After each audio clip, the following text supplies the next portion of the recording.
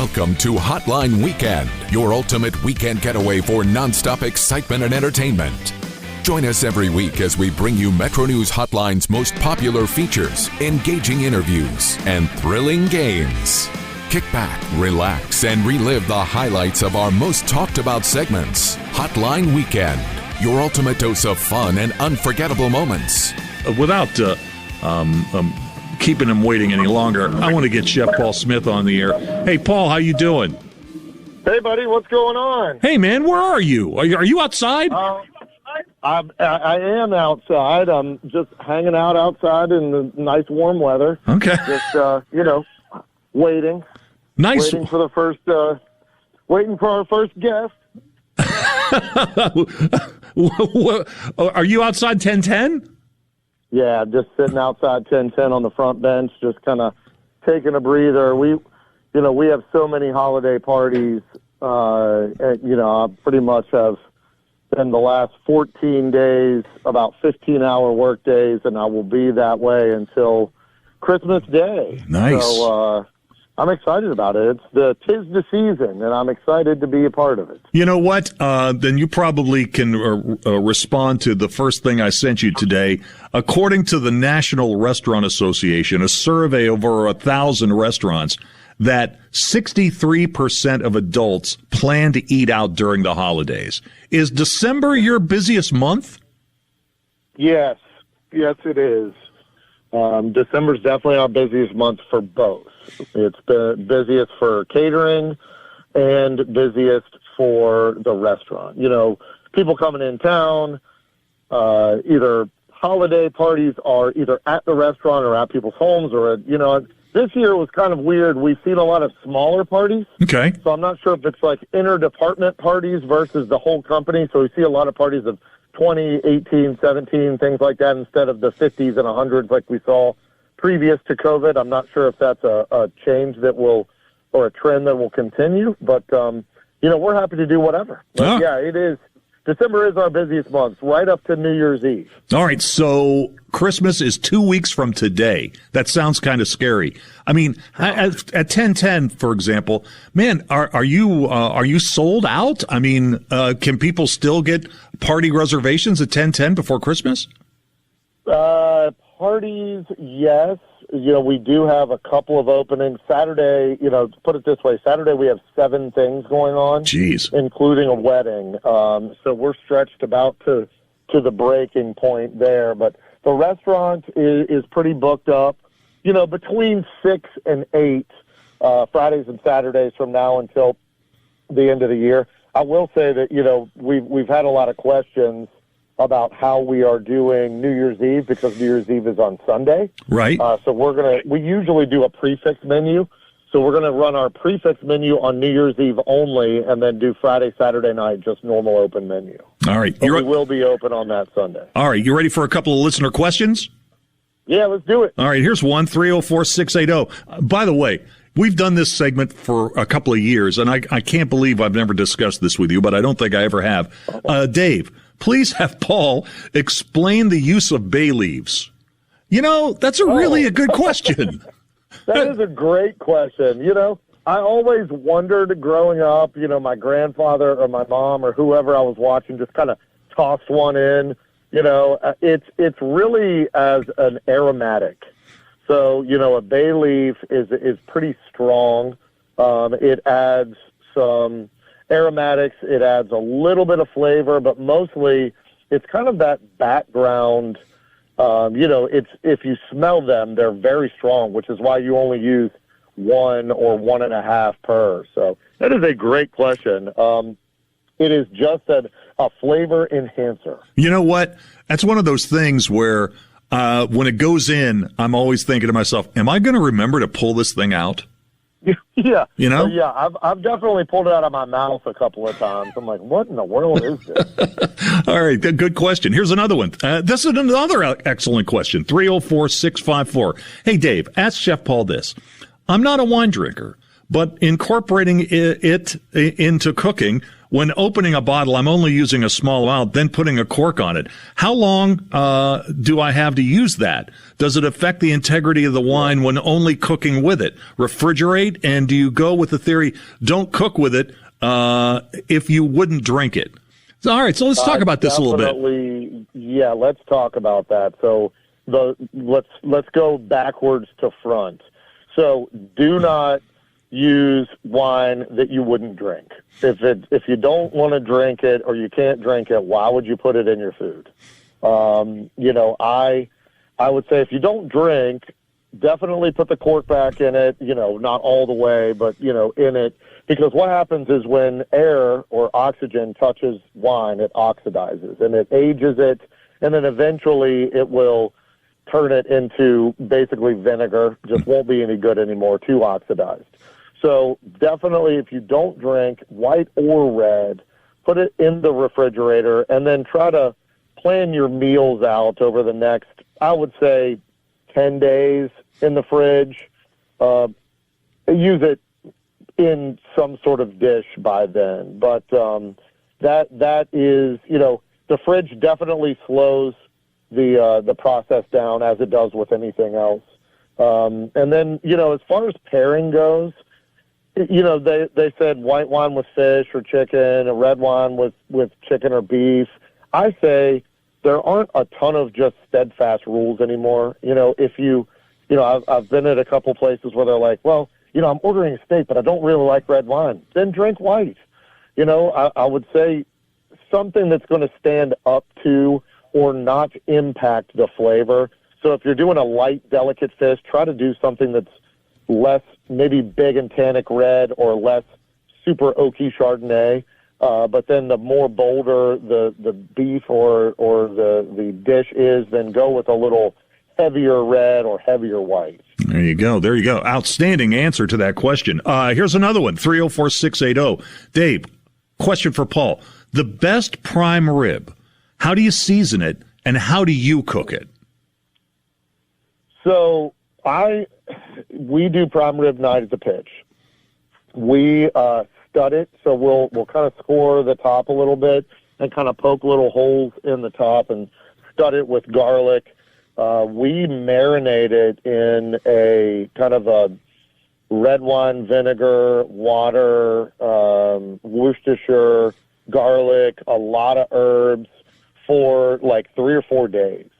Then bring it out, let it sit for a little bit to kind of dry off, kind of rinse all the stuff off of it. And then I do the high heat, low heat method to where I get the oven at 450 and crank it up for about a half an hour and then drop it down to about 275, 300 and finish it that way. Mm-hmm. I find that is the best results that I have had. I do think that you can go low and slow, and then crank it up at the end. Prime rib is one of those things where definitely over season the outside. So I do, even after the marinade, I'll do a nice salt and pepper, maybe a little bit of horseradish crust on the outside, because it is such, the lip-on ribeyes is the prime rib. They're 14, 16, 18 pounds. So it's going to be tough to get that inside really seasoned. So you want to season it as well as you can on the outside. We've got in our In-Or-Out segment today, we're talking about Purdue Chicken. They're launching a product, their first ever at-home wings. New air fryer ready crispy wings from Purdue. And so we're getting a lot of response to that. We'll talk about that more in detail at 525 today. But I did want to ask you, at the pitch or at 1010 or any of the other places you operate, do you have air fryers? Do you use those? No. Those are home use only. There are some. It's basically a convection oven. It's a heat with a fan. Really strong fan. We have dubbed convection ovens, but we stick to the traditional fry. So at the pitch, we brine our wings and then we slow roast them in our pizza oven and get them pretty much fully cooked, and then we And that ensures that they're never going to be raw. It also helps with the pickup time. Mm-hmm. So when you order it, you're 5 minutes out. You're not 13 to 14 minutes out. And then we drop them in the fryer just to crisp them up. Hey, I got 60 seconds, but I did want to get one more listener question in. It's about wine again, 304-481. Dave, ask Paul what he thinks about freezing leftover wine into ice cubes that drop into sauces. I mean, that's a great idea. That's I do that with my pesto. I do it with my demi-glaze and stocks. I think that would be a great idea if you see that it's going to go or you're not going to drink it. It was up until about 4 years ago. Wine never lasted long enough for me to come up with ingenious ideas like that. But I like that a lot. You kind of mount it with a little bit of, deglaze it with a wine ice cube. That's a great one. I like that. I like that one too. Paul, we're out of time. Great segment today. Great questions from our listeners. Thanks for your time today. We'll be talking again next Monday at 4:00. This is Hotline Weekend. Now let's get Steve Whittington in here from Select Cards and Collectibles in South Charleston. Steve, how you doing today, bud?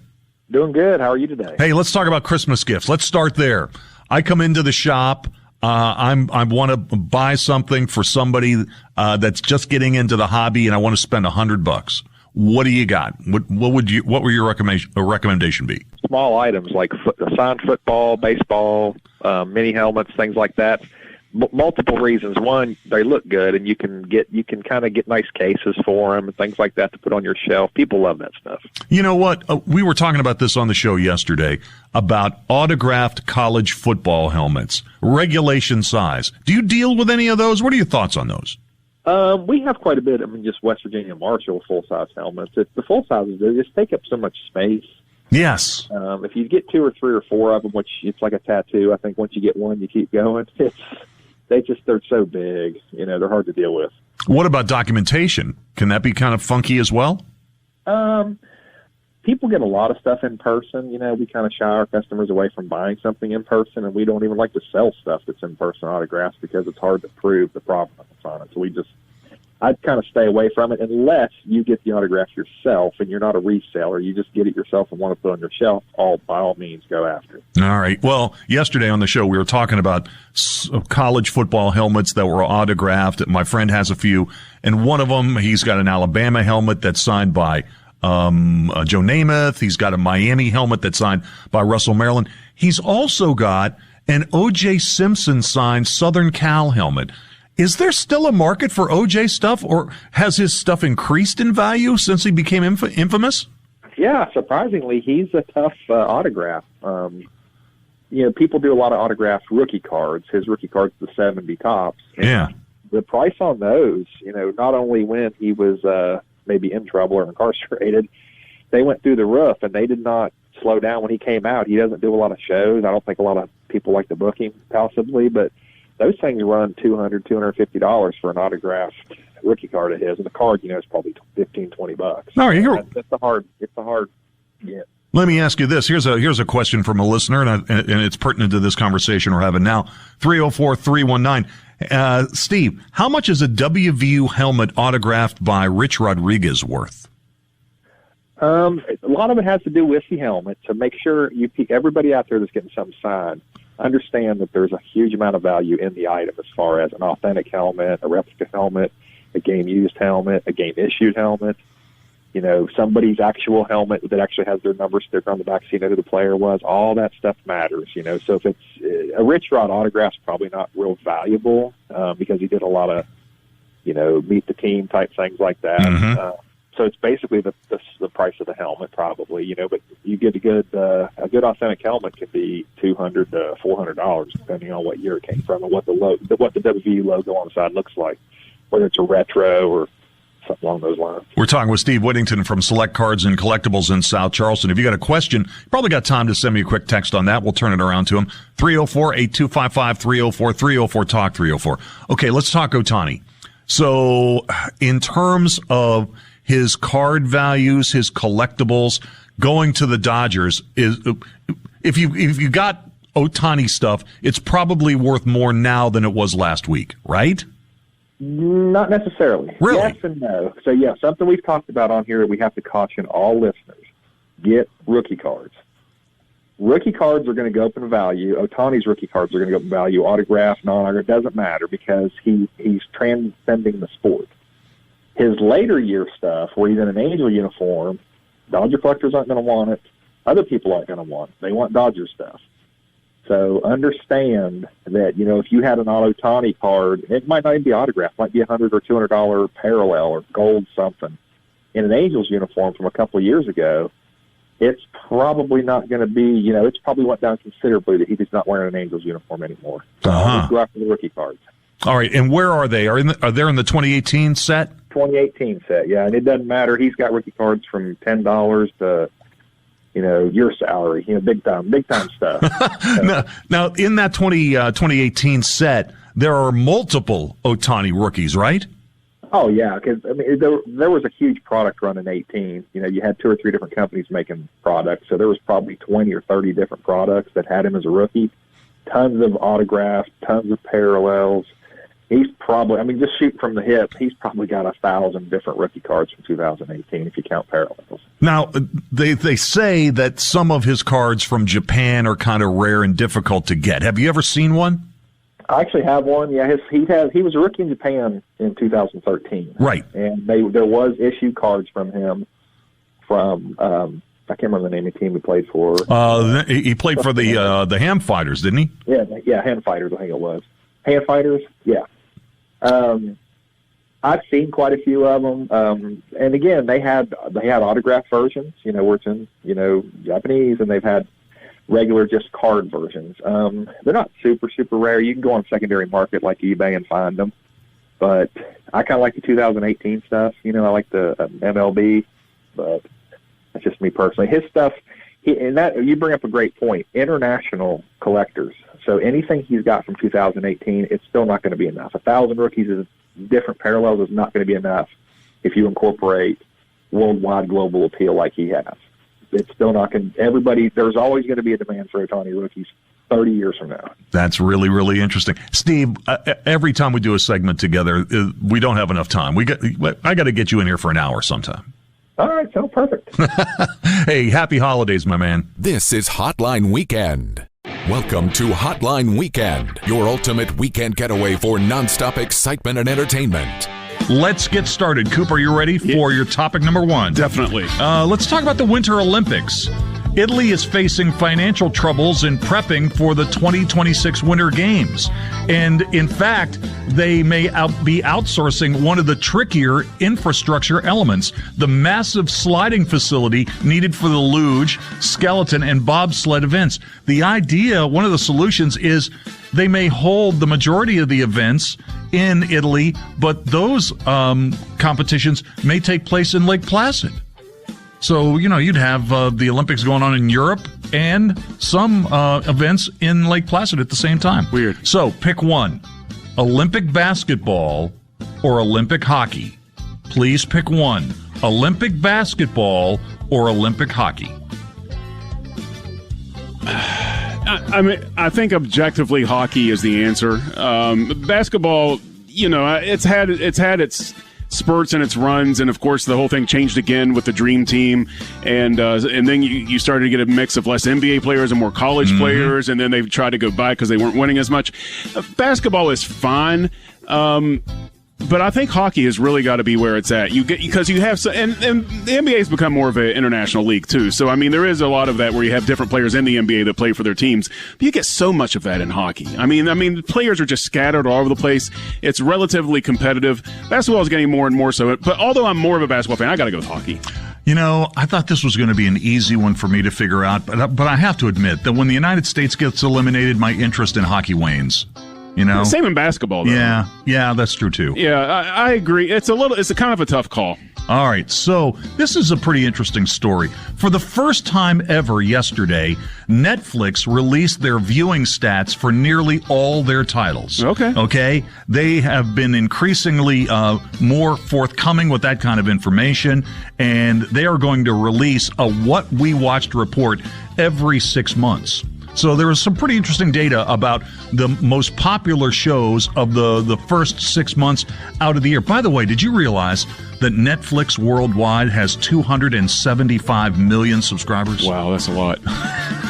That's unbelievable, right? It's the only place you can watch Beverly Hills Cop 4. That's pretty unbelievable. And that 30% of all the Netflix viewing is content that is not English-based. Oh, yeah. I didn't know that they had a high amount of non-English content. All right, so I two of the titles, let me find it here. Two of the titles from the most recent report that are in the top 10. Please pick one. Okay. Jenna Ortega's Wednesday or Arnold Schwarzenegger's Fubar. Wednesday or Fubar. Please pick one. I like both those shows. Didn't finish either of them yet. It's a slow slog for me these days to finish series. But I've watched both of them. The Schwarzenegger show is what you would want from a guy of his history at this point in his career. I think it's perfect. It's a great action flick. Wednesday's a legitimately great show. Mm-hmm. I mean, I think Wednesday's a legitimately great show. You don't have to put it in any context. It's good. So I'm going to go with Wednesday. Going with Wednesday. Okay, this controversy around Cam Fancher bubbled up when I was on vacation last week. Yeah. And it was reported yesterday that Cam Fancher, who was Marshall's starting quarterback last year, is in the portal, and he's expected to take visits later this week to LSU and NC State. He's a rare multi-year starter with multiple years of eligibility left. We just had Randy Moss on the show, so let's talk about Marshall quarterbacks in terms of a 2-hour car ride. Okay, oh great. 2-hour car ride, Coop. Chad Pennington, Byron Leftwich. 2-hour car ride. Please pick one. I dated Chad Pennington's ex-girlfriend for a while one time. There you go. We could talk about that. There you go. Oh, man, that is such a great question. I don't know either of them very well. I've talked to Leftwich on the phone once. I've never talked to Pennington. I've talked to his ex-girlfriend, but not him. And that was decades and decades. That was a long time ago. Anyway, man, I would have... Gosh, man, you could talk to Byron about the league and Brady and like all the stuff. So many things. But Pennington played a lot of years, and frankly, injury probably shortened his career quite a bit. I mean, he was a prolific, accurate passer. Oh man, I think that I would have to go with. I love those teams that Pennington played on. I love the teams that Leftwich was on too once they made the move. But man, some of those D2 teams that Pennington was with Moss and everything else, I know those teams very well. I think that it would be Pennington. All right. How about good this? Question. Keeping the focus on football. So the AP reported last night that Al Michaels won't be calling any NFL playoff games for NBC for the first time since the network returned to televising the league in 2006. So they're not going to let Al do any of the games. Of course, he's doing the Amazon package. NBC will be using Mike Tirico, but they will also be using Noah Eagle and Todd Blackledge on one of the playoff games. So please pick one to call a game tonight, Al Michaels or Noah Eagle. Noah sounds a lot like his dad, a little bit. Yeah, and he's good. Yeah, he's good. Yeah, he is good. Okay, I got to be. Al Michaels is one of the greatest broadcasters of all time. He's one of the greatest sports broadcasters of all time. He's called some of the most iconic games and plays in history, and I love Al Michaels. I don't mean disrespect for him, but Al Michaels has lost his fastball.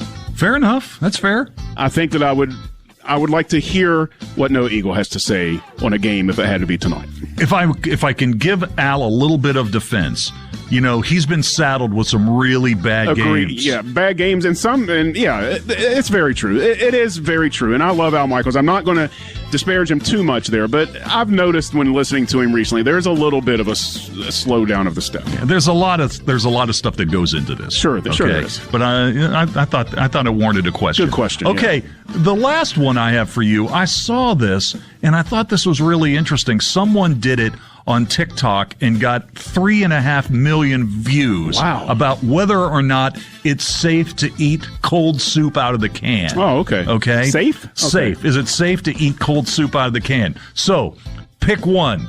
Eating cold soup out of the can, eating cold chili out of the can. Please pick one. I don't cold soup yeah. or chili out of the can. As long as it's not condensed soup. Like I don't think I can see myself spooning tomato soup into my mouth or anything like that. But if we're talking about like chunky soup or something like that, a Progresso, I don't think it doesn't tell you have to heat it up to any particular degree. So it's got to be safe when you can those things. I've canned before. I know what goes into it. Those are safe when you can them. I don't like canned chili, so I got to go with soup. All right. What do you got for me? Okay, let's start with Dave. Important question: Beavis or Butthead? I do like myself some Beavis and Butthead. You know what? Don't get me started on that. You know what? Hurry up. Hurry up, you doof. I think it's got to be Butthead. Okay, yeah, he gets the majority of the jokes. Yeah, okay? He does. And he's the the victim of most of the jokes too. That's true. That's true. So whatever happens in Beavis and Butthead, it usually, if one of them gets injured, it's usually Butthead. Yeah, true. So he's my man. All right, so Beavis it is then. All right, Beavis. Butthead. Butthead. Yeah. Okay. Butthead is your answer there. So that's interesting. Okay, had this idea last week. Okay. It dawned on me when we were talking about our buddy Cole Tucker, and that he's dating Vanessa Hudgens. Well, we could just plug that right into our 6 Degrees of Kevin Bacon. Oh. Using Cole Tucker to get to Vanessa Hudgens, who was in Spring Breakers with James Franco, who was in This Is the End with Emma Watson, who was in My Week with Marilyn with Kenneth Branagh. Kenneth Branagh was in Much Ado About Nothing with Keanu Reeves. Keanu Reeves was in The River's Edge with Kevin Bacon. Nice. Pick one. Spring Breakers, This Is the End, or Much Ado About Nothing. This is the end. Okay, that's such a funny movie. It's such a funny movie. Much Ado is one of my favorite Shakespearean adaptations, honestly. I love that one with Denzel Washington. But This Is the End. That's one of the few movies of modern times that I've seen like 5 times. You know what? Much Ado About Nothing's great, but I got to be in the mood to see that. Sure. If This Is the End is on and I channel surf to it, I'm watching that. Yeah, I hear you, man. Okay, very good. Let's see. We all know that West Virginians love their hot dogs. And a West Virginia dog is generally slaw, onions, chili, and mustard. You know, we can accept that. Not that you have to eat it that way, but you should. But what cook is important on a dog? Pick one. Do you want a steamed dog, New York vendor style, or a grilled dog? Okay. I want a grilled dog. Okay. Okay. I'm all about the char. I'm all about the grill marks. I've eaten my New York style out of the. I can be in the mood for one. And yeah, I can too. But that's not, Linda offers to boil hot dogs every once in a while for me, and I always go for the grilled dog. Get the grill. Get the grill. I think that's a good answer there. Okay. I have to know, do you prefer fresh or canned peaches? Ooh. You know what? I used to not eat peaches, but I'm eating peaches a lot now. And honestly, I can't remember the last time I even ate a canned peach. Okay. So fresh peaches. Fresh peaches. Okay, yeah. Fresh peaches. Okay, final question. We're picking which actor that sang their theme song, which you prefer. So option number 1 is New Girl with Zooey Deschanel, who played the lead character and sang the opening track for the first 4 seasons of the show. Mm-hmm. So Hey Girl, that was her song. And then there is Will Smith in The Fresh Prince of Bel-Air. It's got to be the Fresh Prince. Okay. That's almost like a music video. Yeah, I mean it is. Sure, sure it is. I do like. You know what? We've followed Zooey Deschanel a little bit. We have. You know what? What's the name of that group she's in? Him and Her. Yeah, Him and Her. Yeah, it's actually pretty good. It is. It's pretty good. Better than I thought. Yeah. But Will Smith's the answer. Okay. Will Smith's That's the answer. it. All right. Hey, we're almost brought it in on time. Damn nearly close. As close as we've done in months. This is Hotline Weekend. Do we have Randy Moss on the line, Coop? Oh, let's go to Huntington. Let's go to the River City and talk to Randy Moss, the restaurateur. Randy, how you doing today? Good afternoon. Good evening, guys. What's happening? Thanks for having me. What's up? Hey, man. I just saw some pictures of you in the restaurant, Crisppis, where you were behind the counter. Do you feel comfortable back there? I mean, I have no choice when it's your establishment, right? I guess not. No, just more of, man, just having a little nice private event, man, just for some of my people, and just trying to get everybody acquainted, more of the employees of what we're about to experience Friday at 10 a.m. for the grand opening. So, just been a great but crazy experience. But I just wanted to bring some home that I think the people would like. I think that's a great idea. Hey, by the way, has Carl Lee arrived? I just wanted to warn you, he's on the way there. Okay, well, good then, because there's a couple people that I wanted to try. I mean, I know I invited Dave. Dave, I know it was last minute, and you said you had some work to do. Work come first, and I understand it. So hopefully we can get you down here for another event. But Carl comes down here. If Carl gets out of line, we're throwing him out head first. Don't worry about that. Hey, trust me, I'll be there. I will be there. Hey, Crisppis Chicken, man, I love your location. I mean, you have that part of 3rd Avenue.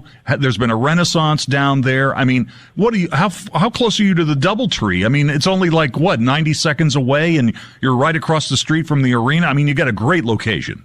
Yeah, it is a great location, and we're not too far from campus. And like I said, I just wanted to.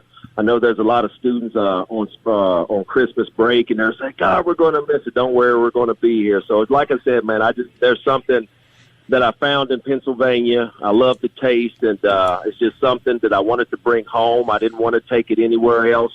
Before I take it anywhere else, I want to bring it back home, and that's always been my philosophy. I want to better my people here before I better someone else, some other people. So, like I say, December the 15th, 10 a.m., man, I want people to come down and taste these groceries.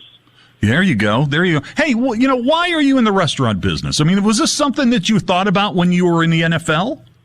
No, I just think that during the COVID, during the pandemic, it was just more on just trying to find something to invest in. I just decided it was going to either be some clothing or some food, and this is where I landed, Crisppis. Yeah. So you have another one of these in Philadelphia? There are a few more in Philadelphia, but we're just branching off out of Philadelphia. We just had to rename it Crisppis, just doing from a business standpoint. But like I say, the Chicken Boom and Crisppis. The Chicken Boom in Pennsylvania and Philadelphia is basically the same here. We just had to do it from a business standpoint, just being able to change it. But like I said, we just have a great atmosphere here. We got 7 sandwiches on the menu. We have chicken wings. We have donuts. We have waffles. And then we have fountain drinks. So like I said, man, it's just a great atmosphere. I just want to bring an atmosphere that, you want to take your significant other out for a great night. You want to bring your family out to watch a game or something like that. So I'm going to be hosting the event. You never know when you'll see me. I'll pop in. So I know I got a lot of fans in this state that'll be, sprinkling in and out of here, and I will too. So hopefully I'll see and meet everyone throughout the process, and hopefully see you Friday. Hey, man, when was the last time you were in the stadium? Right there in Huntington. In Marshall Stadium? Yeah. When was the last time you were in the stadium? Did you go by there? No, I drive by it a lot. I'm always in Huntington. But being in the stadium, I don't know, man. It's just I think the best thing for me to do is I always drive. I don't know my streets here, but the end zone that I threw the football out of the stadium, actually, I drove by there yesterday twice, and just bringing back the memories, man. I remember they carried the goalpost down the street. So, like I say, just me being here, I just don't broadcast it, man. I mean, this is my home. This is my state. I drive all the way around it. I drive through it. So, like I said, I just wanted to bring back something back home that the people would appreciate. I know everyone loves chicken, so like I say, throughout the course of this Crisppis being here, I will be sprinkling throughout each month, and hopefully I'll see some people. You know what? Talking about the goalpost being torn down, I remember that. That was the national championship game, 1AA, 1996. That was an amazing team. Yeah, I'll never forget it. I mean, we were in the snow, and I just remember after the game, the ESPN wanted to talk to me, and had the students, the fans just wanted to rush the field and just pulling all on me. So, like I said, man, as we get on, just talking to Keith Morehouse a few minutes ago about memories and just the time that that you're just young and just full of energy, full of happiness, and now you can just sit down and reminisce and just reflect back. So, like I said, man, it's just a great time to be here, opening up this chicken spot, Crisppis here in Huntington. So like I said, man, I just want to bring back something for the people and hope they enjoy what I brought back. Hey, Randy, I appreciate your time this afternoon. Best of luck with this. A couple of football questions before you go of stuff that's happening today. So there's a lot of chatter around the league that Bill Belichick may not be back with the Patriots, that this might be his final season. What's your reaction to that? I mean, it's what's so crazy and sad about it. I just, throughout my tenure there in New England, I just thought that Bill was the greatest coach of all time. And I just really wanted to see Bill really do some great things without Tom. I mean, I know that I've always said that a head coach and a quarterback goes hand to hand, but Tom was able to leave and get him a Super Bowl ring, and it was unfortunate that Bill got his. So the thing about this profession is you're either performing or you're not, and right now they're not performing. So I just think it's going to be a sad day in New England, but the show must go on. But you're talking about the greatest coach that ever coached in the National Football League. That's Bill Belichick, and he's the greatest coach that ever coached me. Talking to Randy Moss. One more question about Belichick. I mean, if the end is here for Belichick in New England, would you advise him to maybe go somewhere else if he still wants to coach? At the end of the day, you take a look about living a legacy. I'm sorry, it's about leaving a legacy. And it's kind of like you're in the shadows of Don Shula with 20-something games left. So I know. If Bill Belichick was my friend, as hard as he's worked to get to this point of passing the number one coach in wins and Don Shula, I would advise him to stay. Go find your team coach and get that record. That's what I advise him to do. All right, final thing I want to ask you about is the Kadarius Toney situation with Kansas City last weekend. Playing a wild game, the Bills and the Chiefs. Looks like the Chiefs are going to rally to win that game. The lateral by Kelsey to Toney, he takes it into the end zone. Toney's called as a wide receiver for being offside. Randy, were you ever called offside in your NFL career as a wide receiver? Oh, yeah, countless times. Really? Yeah, countless times.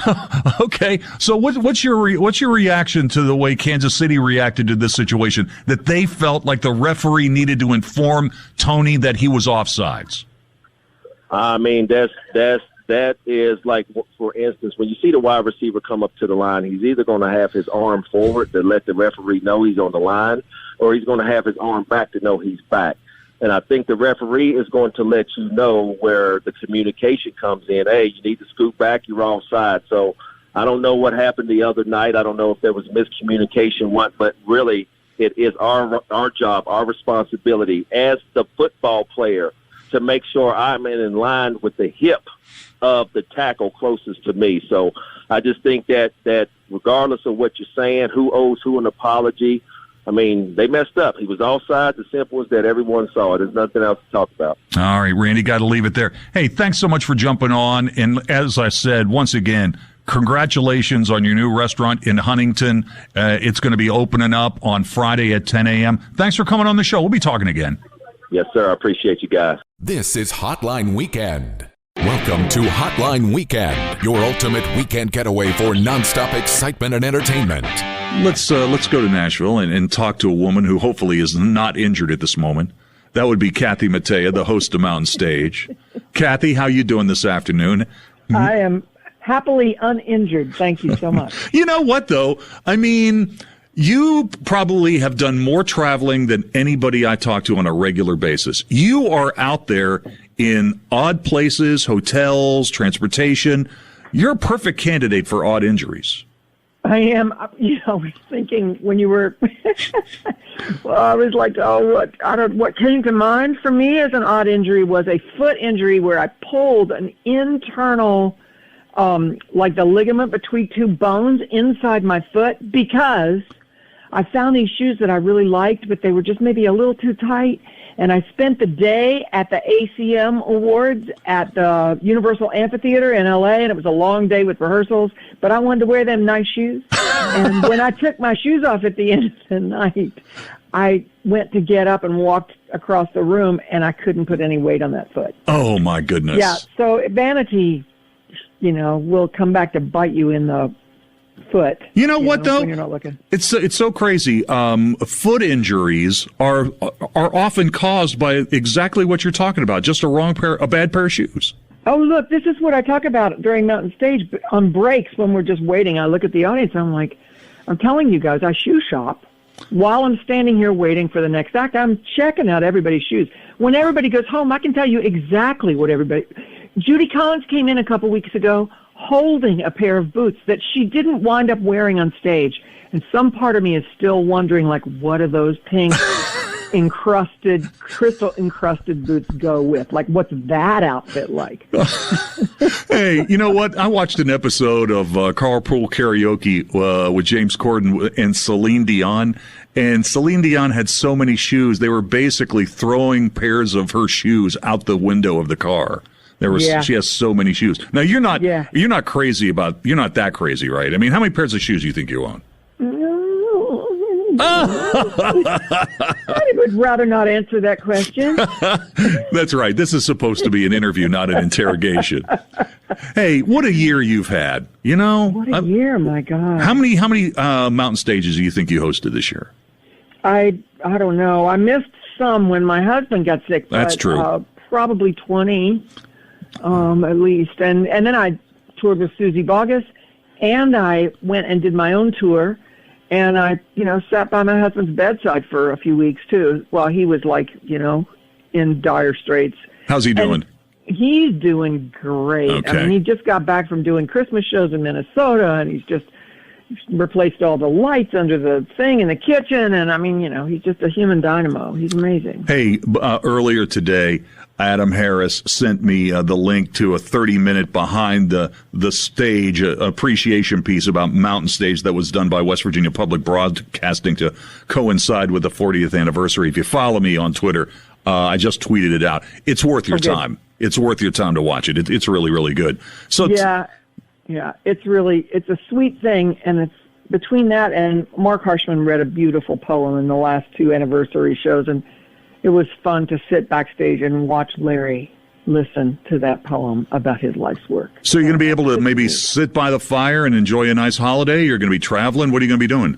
I have 4 weeks off the road, and we've already made a fire every night. I just went to the store and got groceries, making dinner for some friends tonight, and just generally, sinking the roots into the ground. That's great. That sounds, you deserve it. You deserve it. You earned it. All right, so Mountain Stage is going to be back up in Adam, beginning its 41st year on January 14th at the CAC in Morgantown. Tell me a little bit about that show.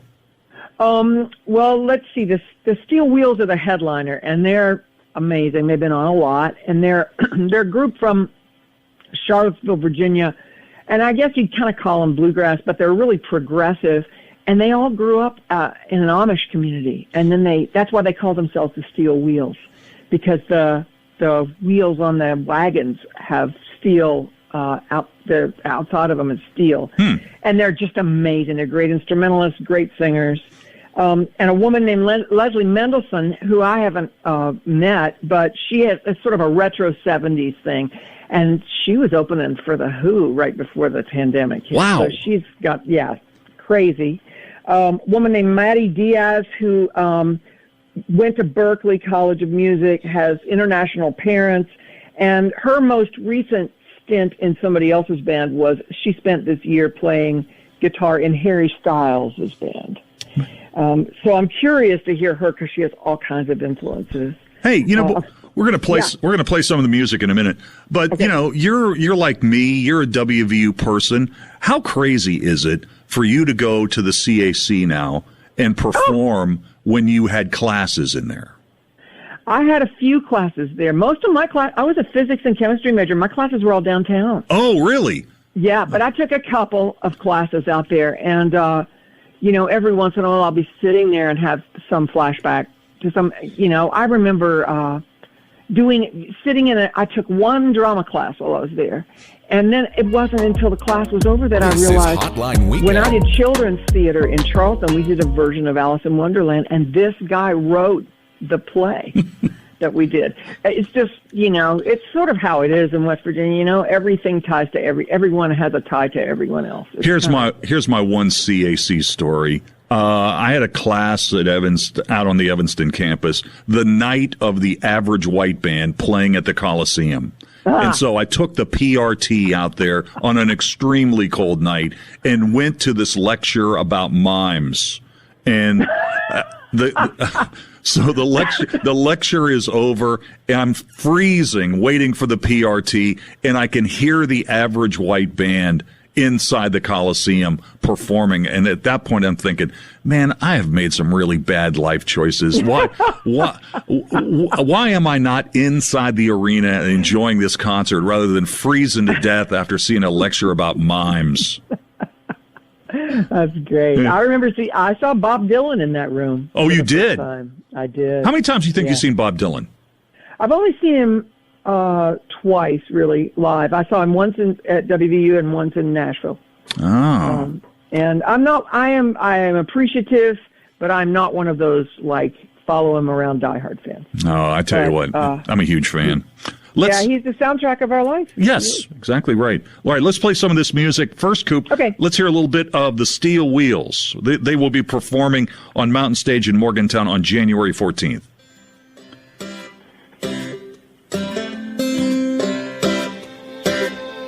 It takes time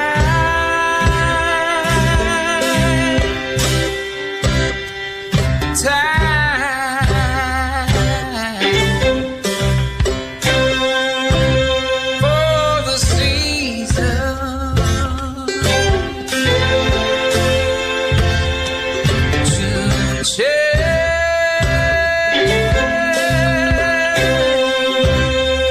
It takes time, sometimes so much time.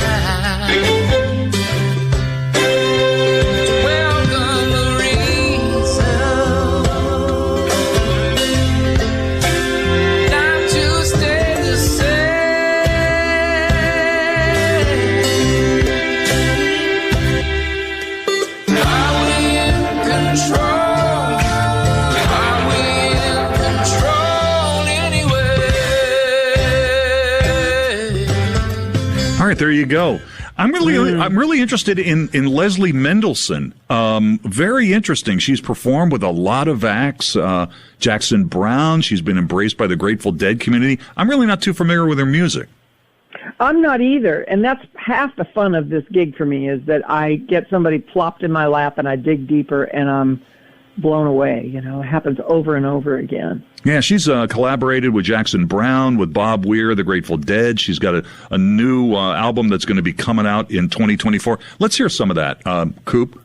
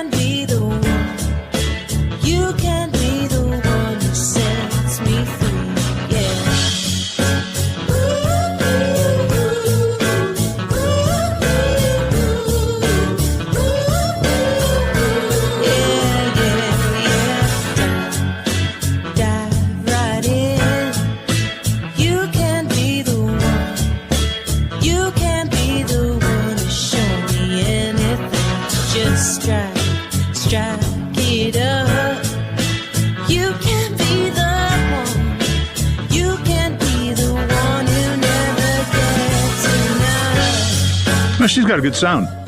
Yeah, she really does. That's a good sound.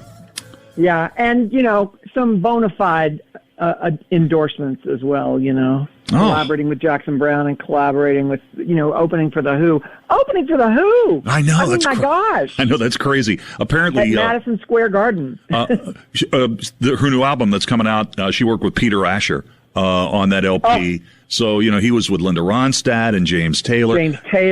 So that's going to be really interesting. Hey, well, thanks for spending some time with me today, talking about what a great year it's been for you, what a wonderful job you're doing with Mountain Stage, and you have a great holiday, Kathy. Thanks for coming on the program. Thank you very much. You too, Dave. Good to visit with you again. Metro News Hotline, weekdays from 3 until 6. Syndicated over the air and online at WVMetroNews.com.